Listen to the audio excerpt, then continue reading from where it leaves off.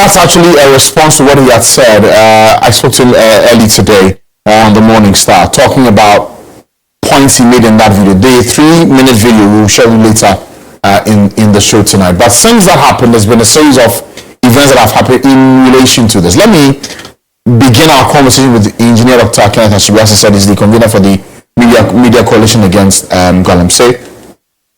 I am sure the story has caught your attention. Oh, definitely. When you first watched the video of the MP's parliamentary candidate, Ernest Frimpong, speak to this matter, what were your initial reactions? Oh, that this man should be arrested for inciting, the minors against, our state actors. He should be arrested. For me, there are two things that he had done. He had talked about the fact that if the police and the military came on patrol, he called something transport. From 300 Ghana cedis, 500 Ghana cedis to 1,000. Why were we going to be paying that amount of money to police people who were doing their business, whose vehicles have been fueled by the state? That is bribery. That is bribery. What would you be doing that you would have to bribe a policeman up to the tune of 1,000 Ghana cedis? That's definitely bribery.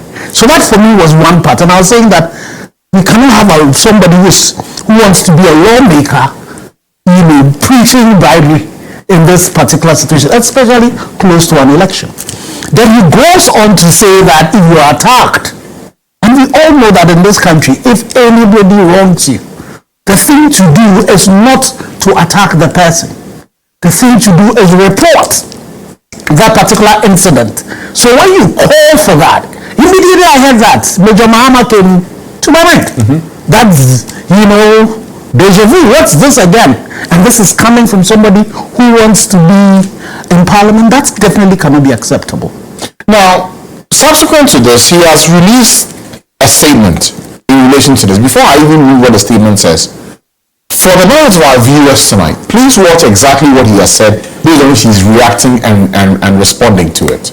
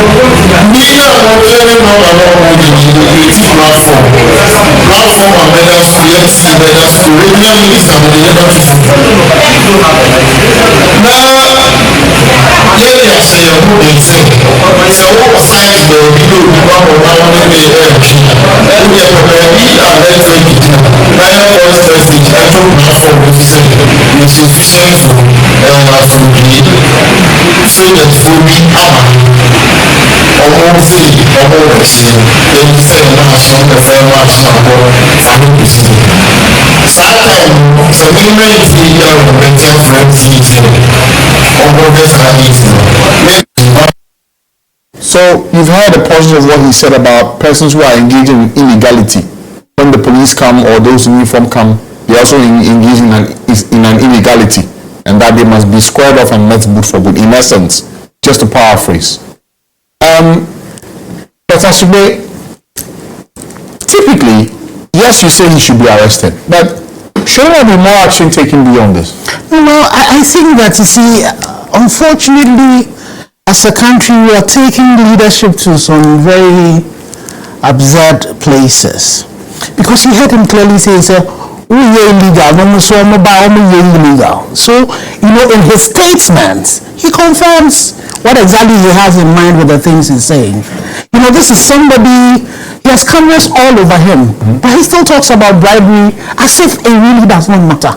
You know, and so that's, for me, is where I'm worried about the moral fiber of our society and where we are taking it to, that if we don't find a way of arresting this thing where it is, this, where we're going is very slippery. To the extent, so it could be that these are copycats, but the fact that he's made this comment, and then you also have a military person who is being attacked in how many hours, that should be sending shivers down the spine of our leaders to see that these words should not be taken lightly.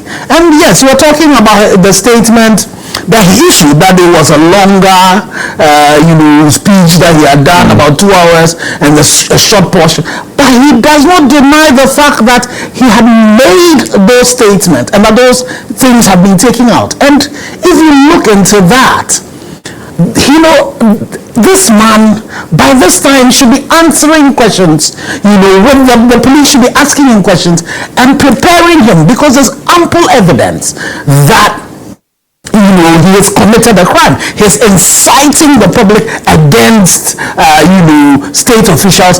He is condoning or he's encouraging people to do bribery as well. And so for me, those two elements are very worrying. And you see, the reason why I am very worried about this is that we've seen this. When we started 2017, we started the fight against this illegality. As we progressed towards the elections, we saw, politicians from both sides of the divide go into these Galamsey areas and one promised them that when we come back, we're going to allow you. And so if you go back and look, just read the turbidity of water and find the way it's aligned to our elections. As we got close to the elections, you found out that President was pushing all of this. They decided that we're pulling the military out of Operation Vanguard, going to allow only the police to be able to do it. And then you saw everything go down. So I am very worried that when you start seeing political actors, people who are looking for vote, beginning to do this, what are the other people also saying? And these comments were being made in the presence of the head of the Western Regional Security Council, the regional minister, Covenor. He even went ahead to clarify or give information at that same forum that the Operation Galamsey, Operation Vanguard and Halt had all been suspended. Now, even though he says he wasn't speaking to Galamseyers but to miners, what indication does this give the mining community?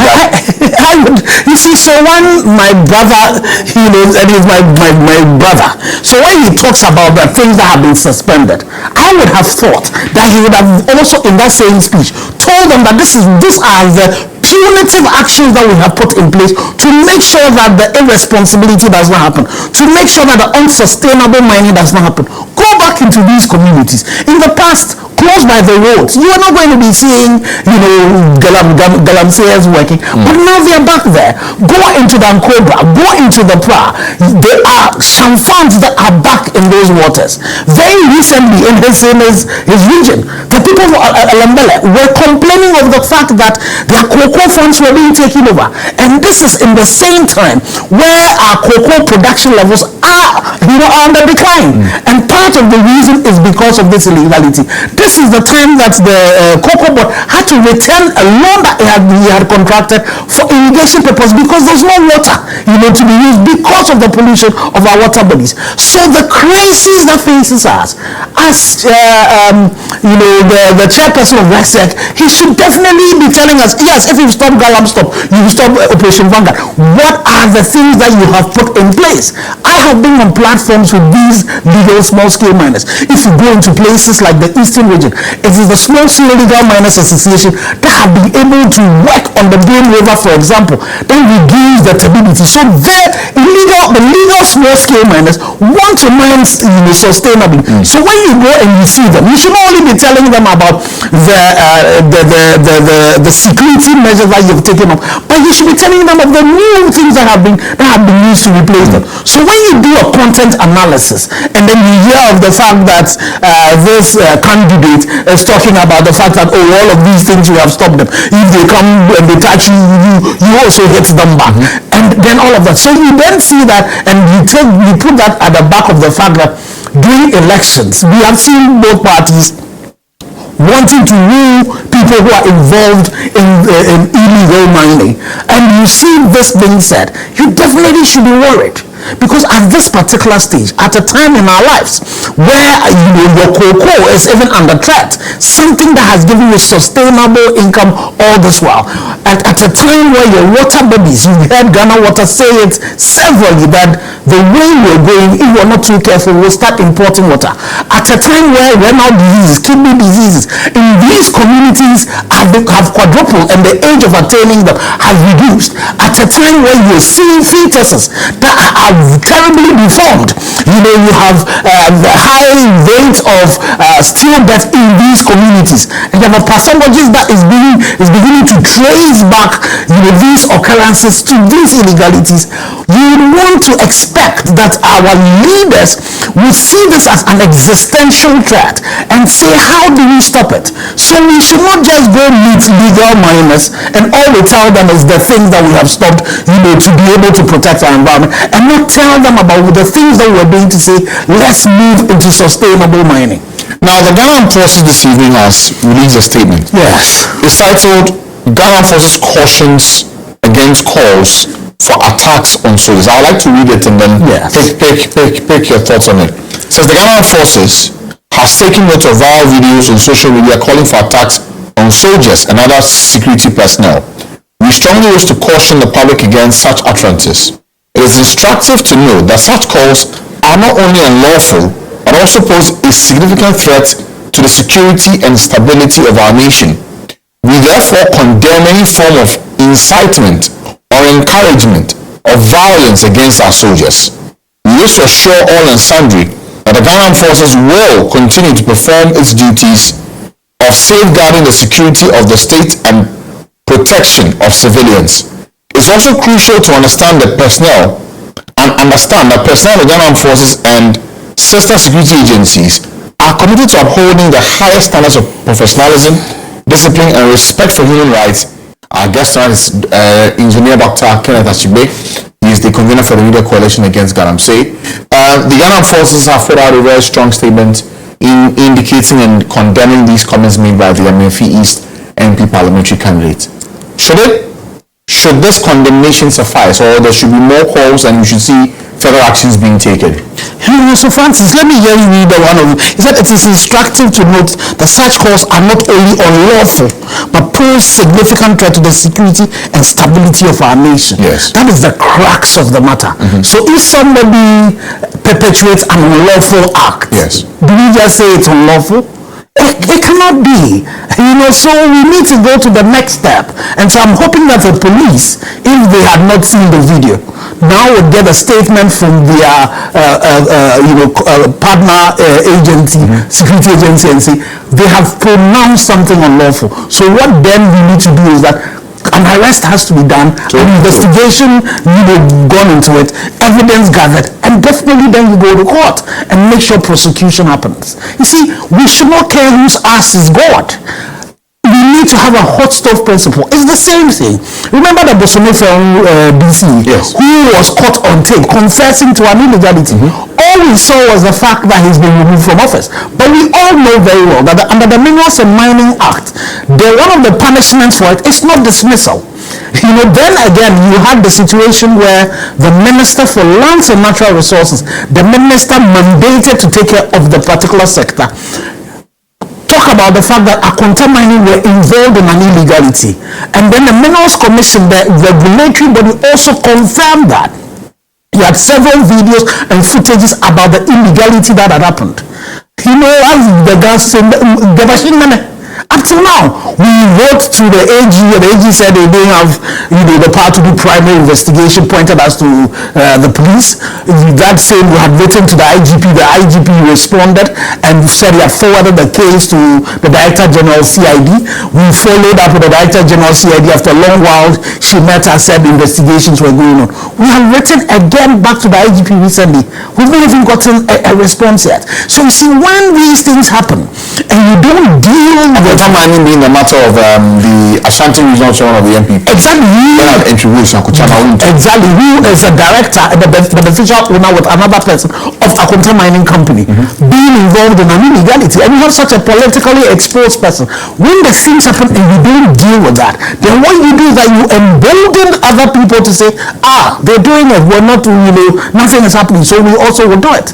And you see, for me, my worry is the fact that if you look at Galamsey preceded the MPP. The MDC was in power when Galamsey was happening. And immediately, for those of us who have been involved, immediately the power changed. Then the MPP side said, hey, we to our people, we have come.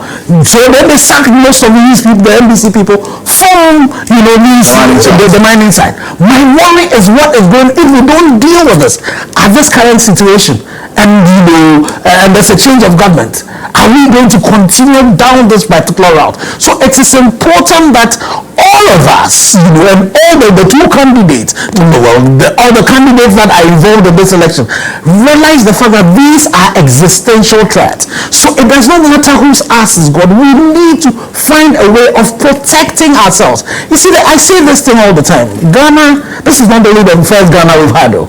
The first Ghana went into extinction, and I'm not sure they were as irresponsible as we have been. The rate at which we are being irresponsible, if we're not careful and we don't stop this, we will also go into extinction. Now, the fight against illegal mining, at least we can speak to what the president said, putting his presidency on the line. That was in the build-up to the re-election campaign for 2020. We are midway through 2024. In his final year, he has 6 months left before he exits power. For you being the convener for the media coalition against Galamsey, how would you, in taking stock, describe this fight against illegal mining? You see, and I say it all the time, now sometimes I go into places and, so I become the butt of the jokes. To the extent that they even think that we, the media, we failed. That's how people see it. And some of the people who say that, I think, and they say it tongue in cheek, they're almost as happy. But there are other people who are pained the fact that we could not sustain this fight. It's a war, and that's how I describe it. So we had some battles that we won. But overall, with all the plethora of the issues I have mentioned to you, we failed.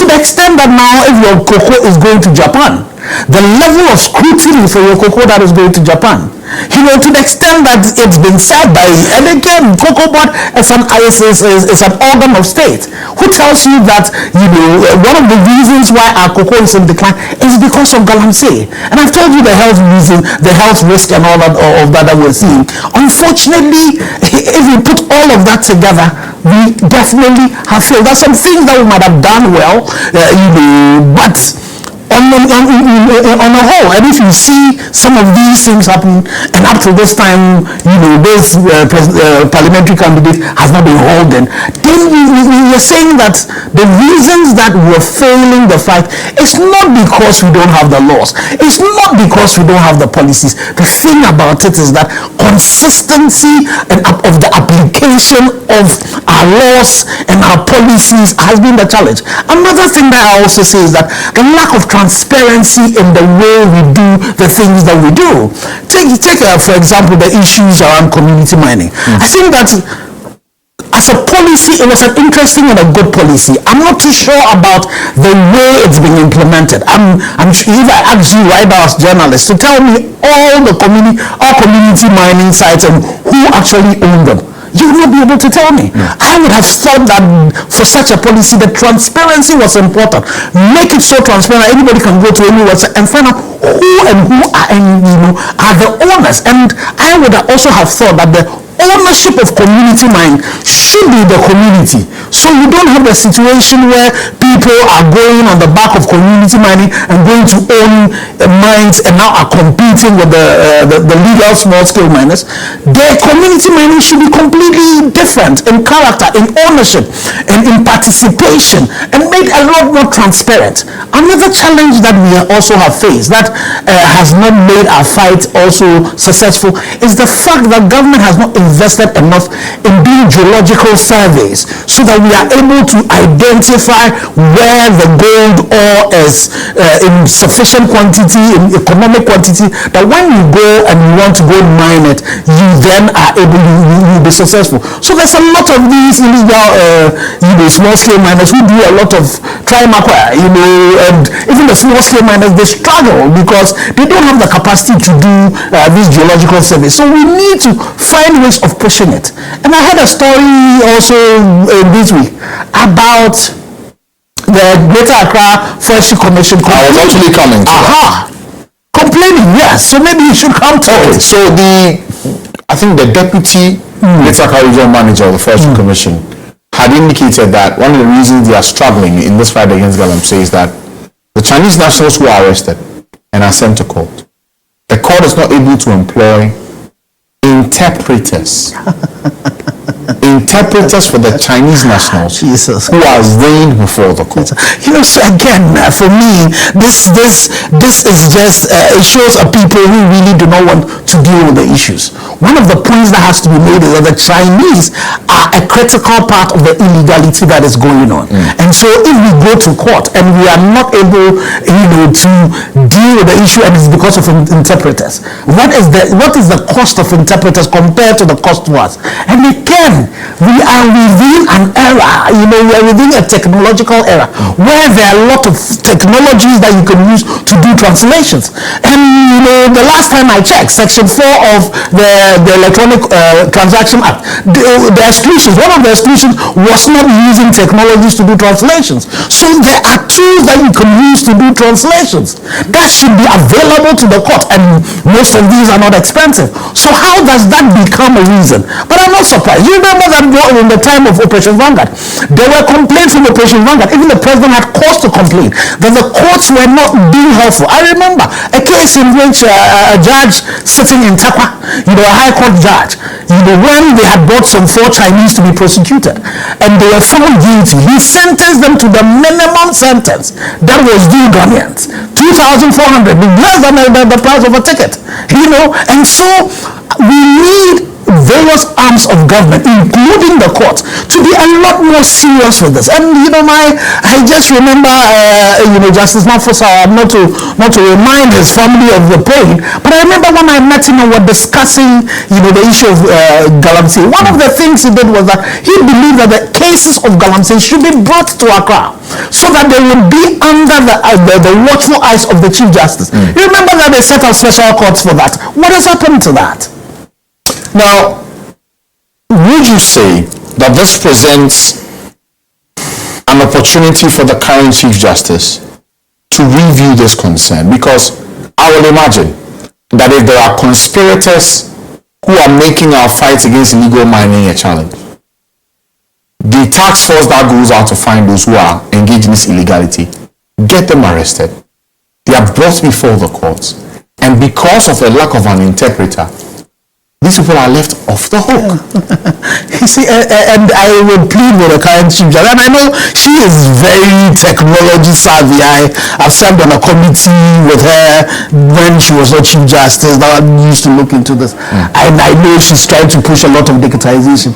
I would pray with her that this is a low-hanging fruit. We cannot have them. You think that if we went to China, and you went to engage in something that was like hundredths of what it is that were happening, the Chinese will say because one thing Fantana, most of them alone, I'm a new guy, or they will allow you to go scot-free. This definitely is not a good story. So I will plead with the Chief Justice. The failure for our fight against Galamsey, part of it has to do with the justice delivery system, right away from the prosecutors, the investigators, and to some of the judges. And so it is important that we show a lot more seriousness that this is actually an existential threat, and the fact that we need to take it seriously. The way all of us take the issues of treason very seriously, to the extent that when somebody makes mention of it, we've arrested people that were prosecuting. It's the same attitude that we need to be taking when it comes to the issues of Galamsey. Tell me what what's his name, said that he's being charged with. It was speech, isn't it? Yes. Is that different from what this parliamentary candidate is also talking about? So we need to have the same attitude towards the issues of Galamsey and say that this is not good enough. And it's not only for those who are in leadership. I think the middle class as well, we have failed, because most of the people who benefit from this Galamsey is not those who are in the pit. It's the middle class. They're the people who are benefiting from it. And those of us who are not benefiting from it, we're also too silent. We're also too quiet. We are really not talking hard enough. I have the case in which one of my mentors was accusing journalists that we were not pushing hard enough. But we need the likes of him to support journalists who are actually doing this. So when you have GHOne, for example, dedicating programs to be able to do this, let's see commercials, let's see advertisers, let's see putting some money behind this advocacy. A lot of the things that have to be done to really push this is investigating journalism, and it's not cheap and it's risky and all. We need businesses, we need the middle class to support organizations to really push this. What are we, the clergy, what are they also doing? They're also too quiet. The silence within that community is a bit too quiet. We need a lot more push to it. We need to make this Galamsey one of the major political issues in this particular elections, and we've not started too well. Should the president admit to all Ghanaians that the fight against Galamsey has been a failure thus far? Well, you see, at the end of the day, it is up for all of us to be able to determine how well we have done. On the evidence of the stability of the water bodies that we have, farmlands that have been destroyed. That's not evidence, isn't it? Well, so I would not even go through that. I just would say to all of us, remember there was this famous saying of Washington. It's about looking around yourself and looking at the evidence that is around and saying, this particular fight, we're losing it. And what is it that we can do? And you see, some of the things that I say is that Galamsey is a national challenge, but with local solutions. So as we talk about the fact that the things that the president should have done, we should also be asking questions of us, of the local people who are involved in it, DCs, MCs, MPs who are involved in this. But the interesting thing again is that you will say that all of them also take, the president who appoints a lot of these people. I would point the president to Otumfuo.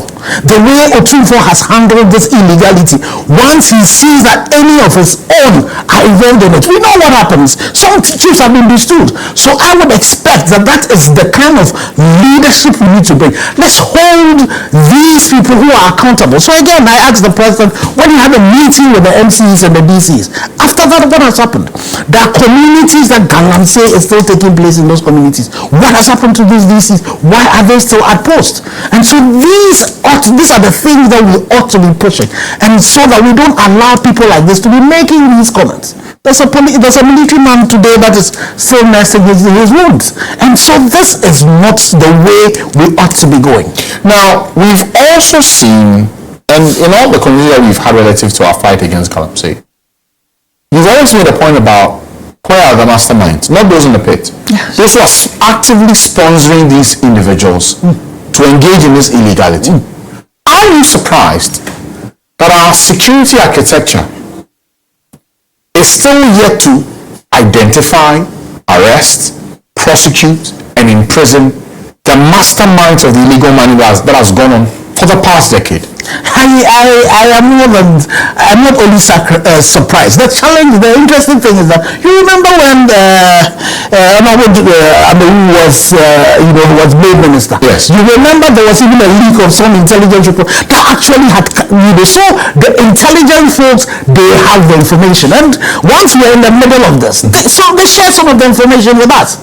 So they have it. So what is the reason why we are not able to take that intelligence and transfer that into proper arrest and proper prosecution of the people who are involved? They are so high up they can't. It's not only just that. Galamsey money goes into funding our politics. It goes into funding our politics on both sides. So they get to the particular places where they become untouchable. Because why on earth is it? You look at even GHOne. We got the senior minister tell us that it was not important. Yeah. We got the former attorney general, Falamole Prosequa, to the extent that we don't even know how she left our shores. It just tells you.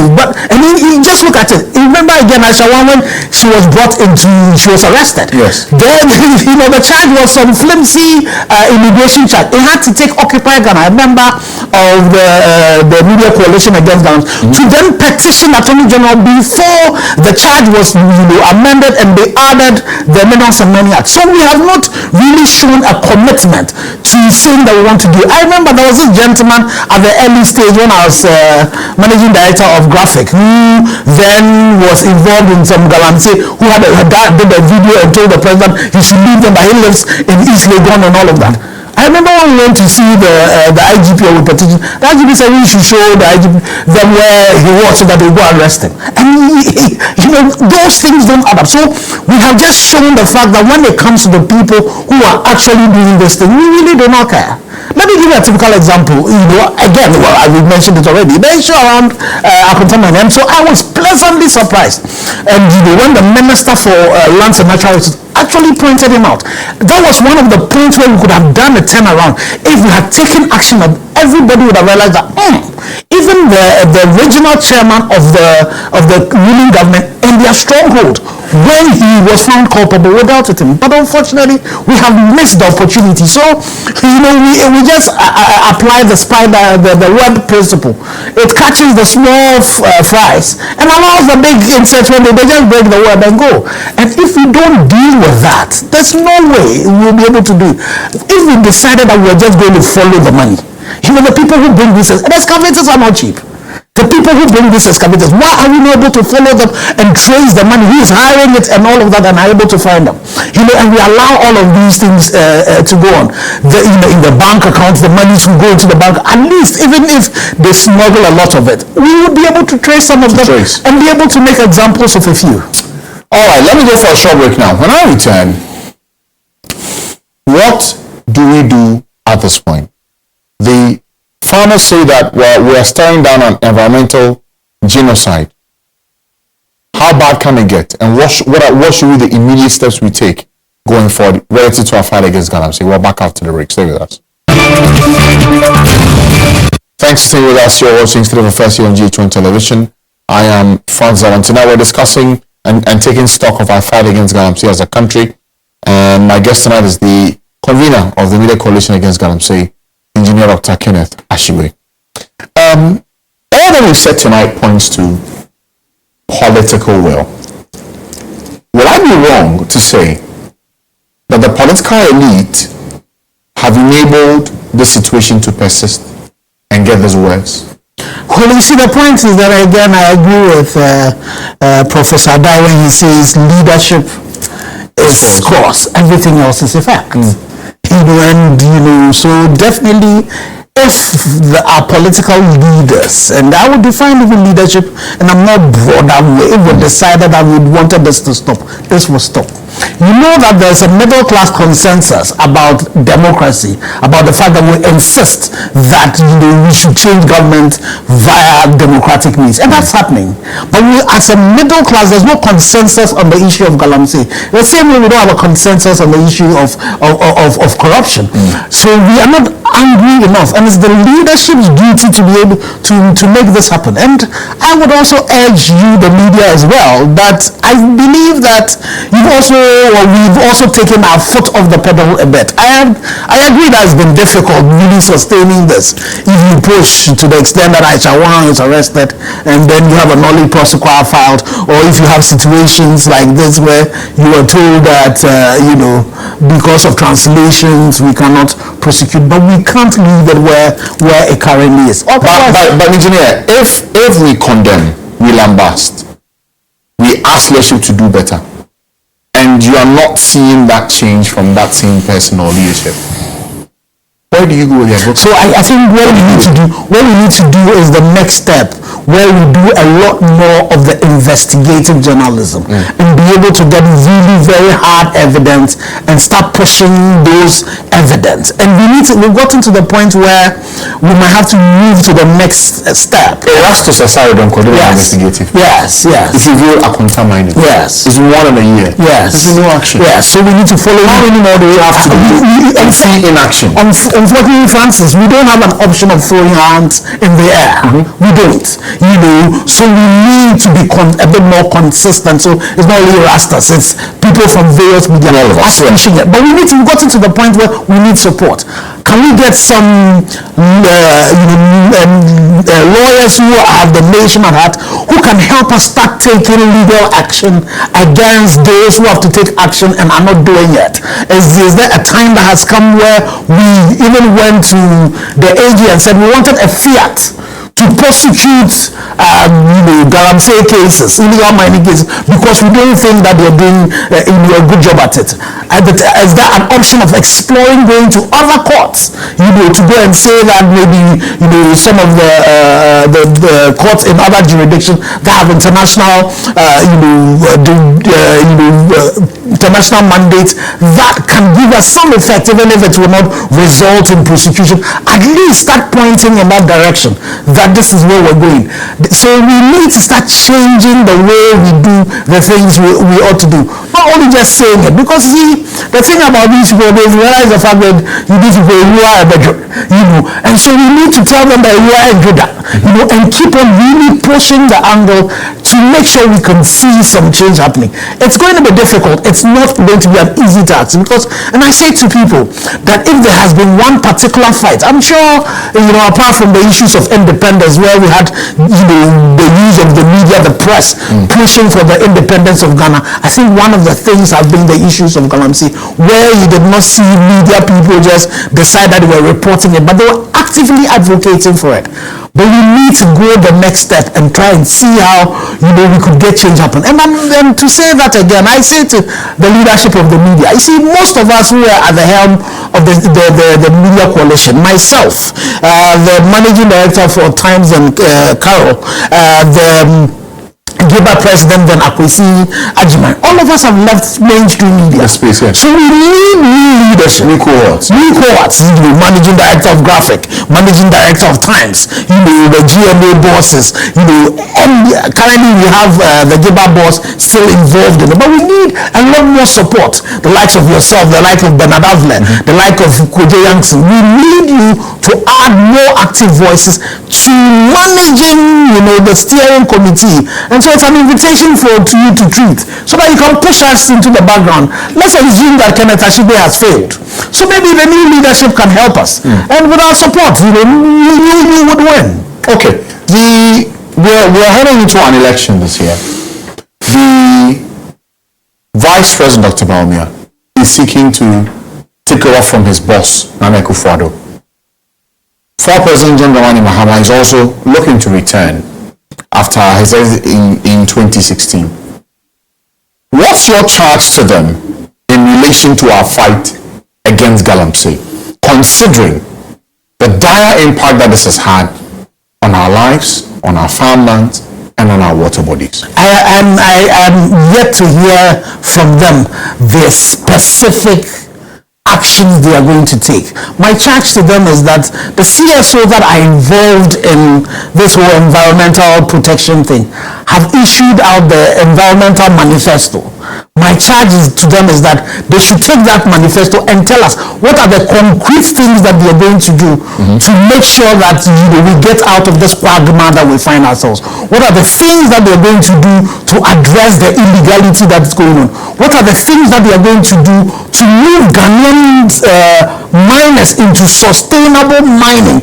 What are the things that they are going to do to ensure that we go into the point where we are doing geological survey of a map clearly the areas that we are going to be able to mine, and ensure that we go into that into those realms. So we will need really concrete, actionable steps that we should be able to take in the year, first year, second year, to make sure this happen.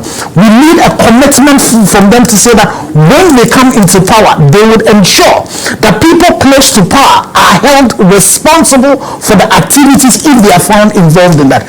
That has to be really made clear, and I'm waiting to see their manifestos to see them. But they should not wait for the manifestos. They should let us have that, and we should hold them accountable to that. If we don't get that, then we should be looking for other people, who will be able to make sure that they resolve this for us. Because if there's anything that can take us, that is taking us down the abyss, one of the major issues is the way we're handling our environment. All right. Engineer Dr. Kenneth Ashigbey, I thank you for your time tonight. Clearly, there's enough evidence that when it comes to our fight against Galamsey, things are not looking good. We're failing. The water bodies tell us the clear story. Our farmlands and its impact is clear for all of us to see. The question is, what are we all willing to do about the situation? What are we as citizens willing to do? Are we going to raise our voices again? Will the political elite take us a bit more serious and revisit this fight with all sincerity and put country first before personal interest and the search for the elusive wealth that every politically aware person is looking towards? That should be a moment for us all tonight to reflect. Before I end the show tonight, just to remind you that you can say goodbye to memorizing 1,001 short codes. You can experience a complete one-click access to all MTN services with my MTN app. You can now check your airtime, data, and Momo balance, buy bundles with airtime or phone, your MTN Momo wallet, monitor your data usage, and also calls made, access your MTN Momo account, and so much more, all with the My MTN app. Download the My MTN app from the App Store or Play Store today and experience a super convenient way to do the things you love on your favorite network, MTN. So what are you doing today? We're downloading the My MTN app today to make our lives a little more easy on our favorite network. MTN is everywhere you go. Thanks to the production team for making this show possible. To Joseph, to Adam, to Ibrahim, to the entire technical team. Thank you to all of you. And to you at home watching us, thanks for watching. Have a great evening.